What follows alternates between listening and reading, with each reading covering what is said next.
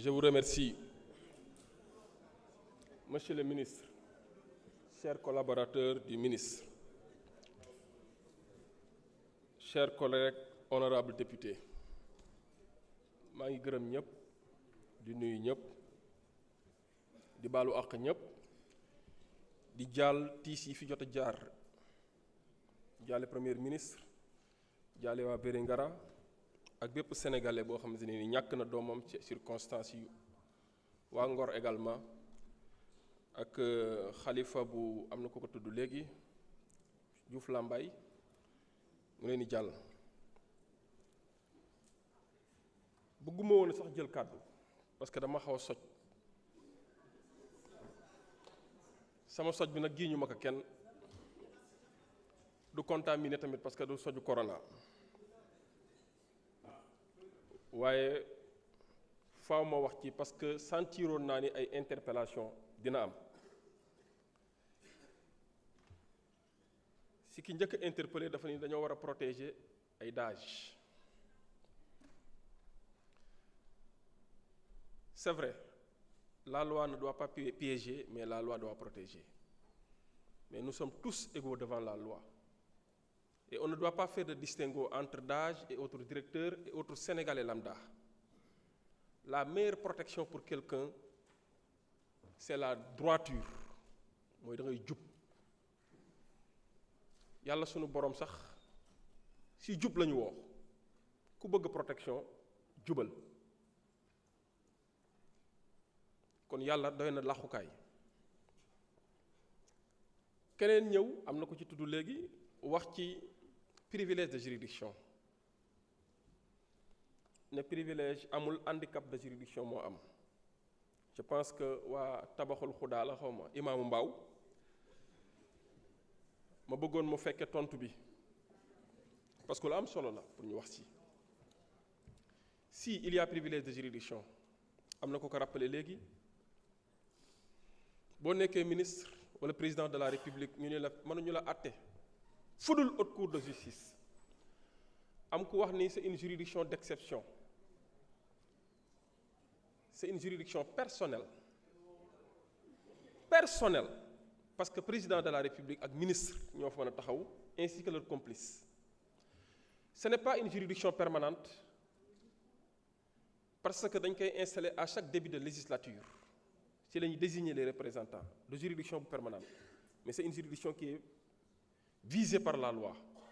à charge pour chaque législature de l'installer dans les 30 jours de son installation. C'est un privilège de juridiction parce que avant ñu la fay yóbbu di nga jaar ci procédure bi spéciale résolution demande d'abord émanant des autorités judiciaires enquête auparavant nga ñëw fii résolution de mise en accusation avant ngay dem di jàkkaarloog juge d'instruction te avant dossier bi di fa dem dina jaar ci procureur général bi mu saisir le président de la commission d'instruction contrairement aux justiciables de droit commun ou en tout cas un justiciable devant les juridictions de droit commun ki nga xamante ni bu ñu amee lu ñu ko jiiñ avant ñu ko fay déglu mën nañ ko fekk sax këram wala fekk ko bërëbu liggéeyukaayam jàpp des fois sax ñu duma ko ci yóbbu ko tëj ko ci kaso bi 1 an 2 ans 3 ans xëy un jour ne que defoo dara wala def nga dara kookoo amul privilège de juridiction c'est vrai amul voie de recours haute cour de justice ces décisions sont rendues en dernier ressort la seule voie de recours ouverte c'est la révision te ñëpp xam nañu révision dañ koy encadrer alors mënoo am privilège boobu spécial boobu sa dossier war a jaar fu beneen dossier dul jaar nga am lu sénégalais bi amul sénégalais modeste bi amul citoyen simple bi amul nga bëgg nag ñu tegal la ci yeneen protection maanaam vouloir le beurre l'argent du beurre et le sourire de la crémière mënul nekk. Vous ne pouvez pas avoir les honneurs, l'argent et l'impunité. C'est pas possible. ma doon leeral loolu bi si des mooy il faut que ñu rappeler un peu ce qu'on appelle une résolution de mise en accusation am na ko wax léegi c'est un acte de poursuite et il n'y a que l'Assemblée nationale qui est habilitée à prendre cette résolution de mise en accusation am na ko laaj léegi ne le pourquoi ñu koy chargé mënoon nañu yem ci enquête bi police def ñu bañ a chargé on n'a pas cherché à charger c'est l'Assemblée nationale qui qualifie les faits ce n'est pas la police ce n'est pas le procureur de la République ce ne sont pas les enquêteurs qui relèvent que des indices mais c'est l'Assemblée qui qualifie les faits maanaam Assemblée moo naan lii ak lii ak lii lañ la mën a toppee article 17 de la loi sur la haute cour de justice rappelé na ko énoncé sommaire des faits nom et prénom de la personne concernée ainsi que les textes de loi qui fondent la poursuite ou les poursuites loolu la article 17 wax donc c'est l'Assemblée nationale ma dolli la ci ne c'est l'Assemblée qui fixe le périmètre contentieux cela veut dire quoi que bu dossier bi demee ba commission d'instruction bi ñu saisir que mu commencer enquêter gis yeneen fait yoo xamante ne nii visé wuñ ko ci résolution de mise en accusation yi day delloo dossier bi Assemblée nationale pour Assemblée nationale def ce qu'on appelle une procédure d'extension maanaam ni mu ko yemloo woon ci yenn fait bu demee ba gis yeneen fait da koy delluwaat pour ñun rek ñoo ko mën a autoriser pour mu topp fait yooyu boo boobaa bu ñu ko saisiree Assemblée a 10 jours pour répondre pour delloowaat ko kon Assemblée mooy poser l'acte de poursuite c'est vrai am na ku ko wax léegi ne dañuy jël la place du procureur non jëluñu la place du procureur on ne prend la place du procureur que sur la mise en mouvement de l'action publique maanaam ci tàmbalay action publique bi si lañu jël procureur mais c'est le procureur qui exerce l'action publique bu amee ay demande de liberté provisoire bu amee yeneen demande subséquente c'est le procureur qui dit que je ne m'oppose pas j'accepte ou je refuse mais par rapport à la mise en mouvement de l'action publique il y a que l'Assemblée nationale qui est habilitée effectivement à saisir la haute cour de justice beneen bi ci des mooy ñuy rappeler également yenn dispositions yi nga xamante ni moo concerne la loi sur la haute cour de justice parce que boo ñëwee ci article 24 et article 25 daf ñu waxal procédure bi ak processus bi yépp wax compétence bi ak wax li ñu naan les renvois entre la commission d'instruction et l'Assemblée nationale en cas de découverte de nouvelles charges pouvant être qualifiées crime ou délit et justiciable devant la haute cour de justice. Alors que personne ne vient ici nag pour parler de règlement de compte personnel c'est vrai nit ñi sax dañuy xaw a réer ci mbir moom règlement de compte day am à chaque fois mais li ñuy tere mooy règlement de compte personnel quand vous êtes gestionnaire de deniers publics dépositaire de pouvoir public mais en fin de mission effectivement il faut faire les comptes mais li ñuy bañ mooy régler des comptes personnels mais règlement de compte c'est acceptable corollaire bi wala synonyme bi c'est la reddition des comptes donc bu fi kenn wax règlement de compte personnel ni chasse à l'homme ni justice des vainqueurs le pourquoi je dis qu'il y aura pas justice des vainqueurs lii lu ñu fi fekk la rapport bi 2023 la enquête yi 2022 la jamono jooju Pastef ñu ngi koy persécuté jamono jooju ki jiite Pastef ñu ngi koy persécuté am na ay jamono yoo xam ne sax ba ñuy jox procureur rapport bi ñu ngi ko barricade këram. Cour des comptes kan moo leen santoon ñu def enquête bi ñi fi nekkoon la Cour des comptes boobu ay magistrats émérites la bañ defee seen enquête ba pare jaar nañ fi ñu war a jaar wax nañ ñi ñu war a waxal ñu seen interlocuteur ba ñu paree def nañ seen rapport jébbal kañ ki ñu ko war a jébbal kañ ko jébbal ko kan la mais c'est le président de la République ki fi nekkoon moo ko jël bu fekkoon da kaa xool ne gisuma ci li ñuy toppee nit mu teg ci comme ni mu tàmmee di def teg ci concam mais moom moo ko jël de son propre chef sans contrainte jébbal ko procureur de la République procureur de la République xaj na moo ci tegoon concam mais bu ñu ko kenn jiiñ ñun bu ñu ñëwee hérité dossier bu mel noonu est-ce que dañ ciy tegaat suñu conc wala dañuy bàyyi l'œuvre judiciaire faire son travail en tout cas l'œuvre judiciaire se poursuivre moo tax ma bëgg ñuy leeral ne mbir mi de justice des vainqueurs lu ñu fi fekk la te faaw mu continuer. beneen bi da ciy baax ñu koy fàttali Covid ba mu fi duggee dañ ni woon le Sénégal ou le monde était en guerre contre un adversaire invisible, silencieux et tueur. ñu restreindre suñuy liberté,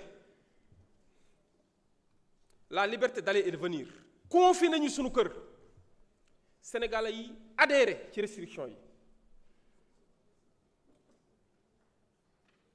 Sénégalais yi mobilisé wu participer génn enveloppe natt joxe. jamono jooju décrété nañ état d'urgence, instauré nañ couvre-feu, restreindre suñuy liberté d'aller et de venir, imposer ñu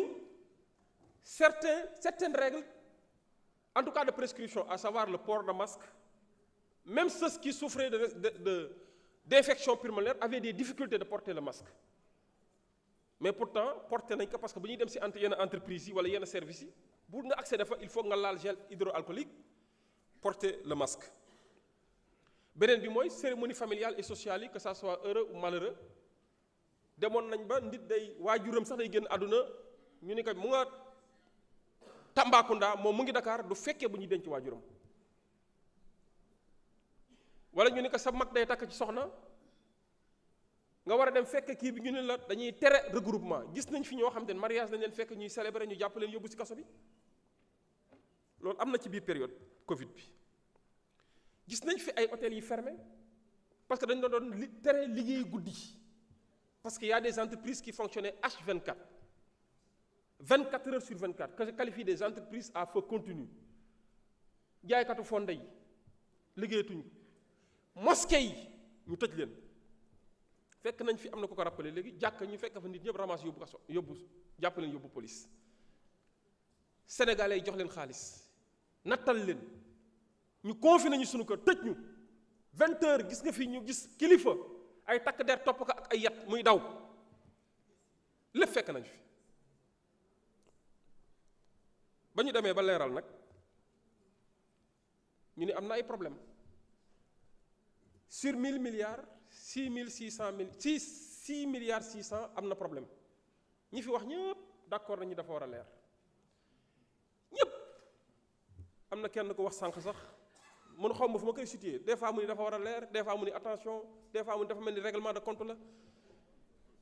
mujj gi xamatuma fan laa koy situer. dem na ba ñuy accuser naan noonu la justice def na prudent, tagg justice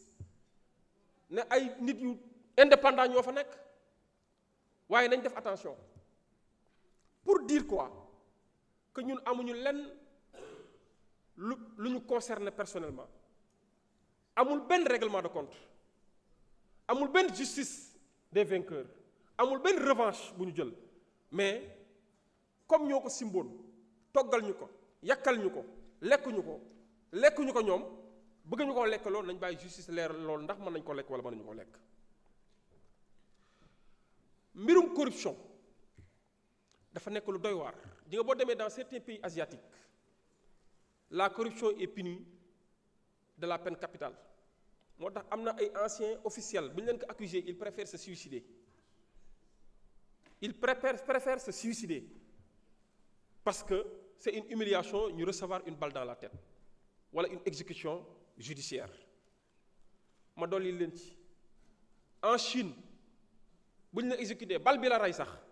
dañ koy delloo sa waa famille jox ko rek ci enveloppe nekk c'est l'argent du contribuable chinois, da ngeen koy fay.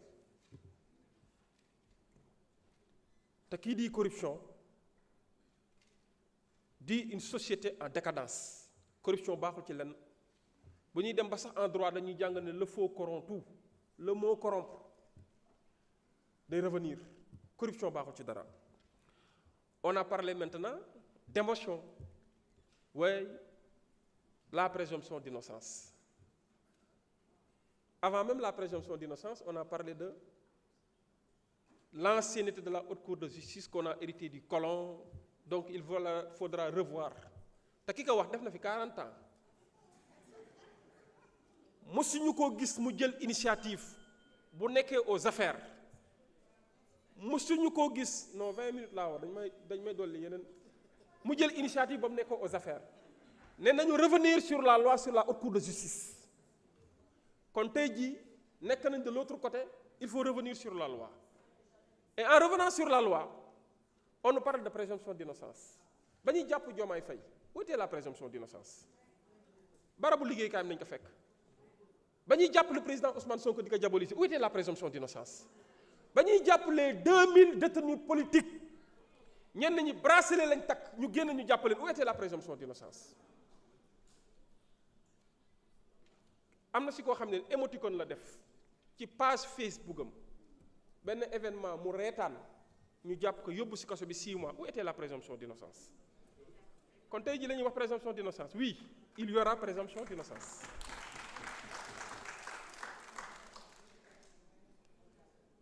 pour wax leen ne nañu bàyyi di fowee xelu nit ñi fowee xelu nit ñi moo indi lii yépp waaye nañu dalal seen xel justice sous le magistère de Bassirou Diomaye Diakhar Faye tous les Sénégalais sont en sécurité amul xaj amul seen ñépp ay yem justice sous le magistère du président Bassirou Diomaye Diakhar Faye indépendance am nekkatul lu ñuy wax parce que dama jàpp ni justice jarul nga ciy dolli indépendance de la justice une justice qui n'est pas du tout indépendante ce n'est pas une justice mu ngi mel ni nga ni paa bu góor wala mère bu jigéen une justice c'est une justice bu ñu nee indépendante wala indépendante ça pose problème exercice boobu nag assemblée nationale da kaa yor war see jouer lu am solo war see def ay jéego yu bari dafa am lu ma gëm jubal jubbanti bu demee ba të nit jubal mu ni du mu jub nga jubbanti mu të dafa des beneen ji muy jàpp kon jubal jubbanti walla jàpp ba tax na moo wax ngeen dalal seen xel haute cour de justice ce n'est pas une juridiction politique je suis désolé ce n'est pas parce que il y a des députés que c'est politique non je suis désolé même les lois qui sont appliquées par les juges de droit commun sont votées ici à l'Assemblée nationale bu ñu xeeb Assemblée nationale même si la haute cour de justice est composée de députés mais le président c'est le premier président de la Cour suprême secondé par le premier président de la chambre pénale de la Cour suprême et à ses côtés il y a le procureur général près de la Cour suprême ce n'est pas du tout politique et décisions yi ñu jël ce ne sont pas des décisions politiques c'est des décisions juridictionnelles judiciaires mais nag mënuñu laa jox alalu réew mi oto réew mi carburant réew mi sécurité réew mi lumière réew mi yu xàllal la yoonu réew mi booy dox ñu bloqué ñépp ne la dogalal pour waa réew mi lebal pour waa réew mi lebal ci turu réew mi xoolal li ngay fay bor bi ci turu réew mi nga jël lépp takk de côté def loolu yëpp def sa poche ne bu ñu ma topp parce que ancien président de la république la ancien ministre la rendre na des services jaaykatu jett caaf bi chaque jour mu rendre service à l'état du Sénégal de dignes et loyaux services parce que mu ngi fay impôt jaaykatu këriñ bi ak jaaykatu banaana bi ngay romb di ko xeeb mu ngi fay impôt te amul boobu privilège amul 1000 litres carburant amul 2000 litres carburant amul garde corps amul dara te chaque jour mu ngi jooytu haute cour de justice pour man privilège bi dafa ëpp waroon nañoo mën a dellu si nag pour man c'est là où j'attends l'Assemblée nationale dellu ci yemale ñëpp député bu ñu fi gis ngay tox yàmbaa duñu fi nekk di relever sa unité parlementaire dañuy dem yóbbu la juger la président de la république bu ñu fi jàmm muy jaay drogue dañ koy jël jàpp yóbbu ko juger ko parce que c'est une haute trahison et puis ça doit être systématique automatique jox pouvoir même plein pouvoir au procureur général pour mën a di mettre en mouvement yenn action yi mais au Sénégal il y a trop de privilèges il y a trop de protection moo tax ñenn ñi am liberté de teg seen conc. Le scrutin est ouvert. scrutin est ouvert.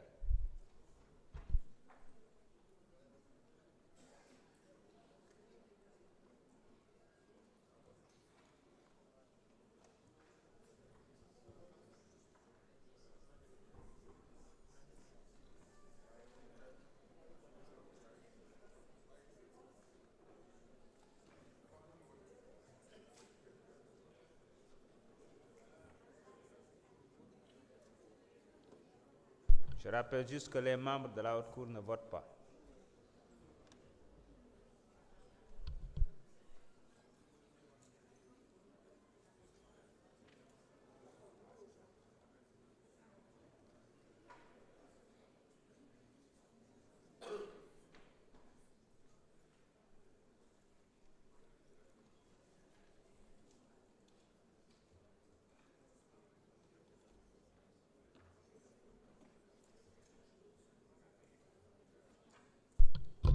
Tout le monde a voté?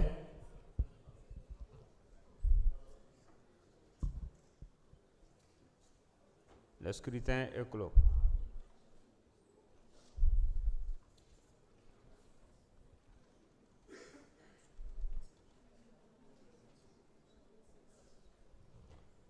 Nous avons enregistré au total 126 participations, dont 22 par délégation de vote.